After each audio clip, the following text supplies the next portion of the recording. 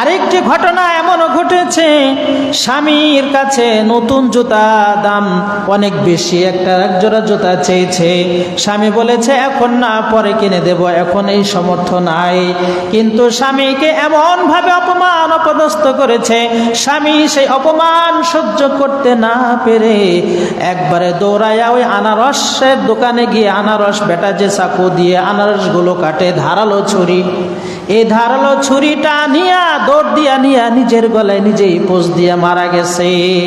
কি অবস্থা, দেশের অবস্থা কেমন যে নতুন পোশাক, দামি পোশাক তার লাগবেই লাগবে। তার স্বামীর সমর্থন আছে কিনা, বড় ভাইয়ের সমর্থ আছে কিনা, বাবার সে সমর্থ আছে কিনা, পাশের বাড়ির ভাবি, পাশের বাড়ির লোকদের দেখে ওই সে একটা দামি পোশাক কিনেছে, যেন আমারও লাগবে।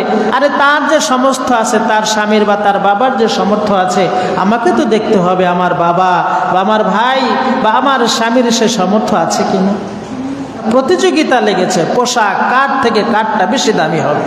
আরে প্রতিযোগিতা তো ছিল মাহে রমজানের, কার আমল কার থেকে বেশি ভালো হবে, কার গুনাহ মাফ হইল, কি বেশি রাকাত নামাজ আদায় করলো, এটাই তো ছিল আসলে প্রতিযোগিতা। কি কয়বার কোরআন খতম করলো, 2 বার দিল একজন, 3 বার দিল, সে 3 বার দিল, আমি 4 বার দিলাম, সে 2 রাকাত পড়লো, আমি 4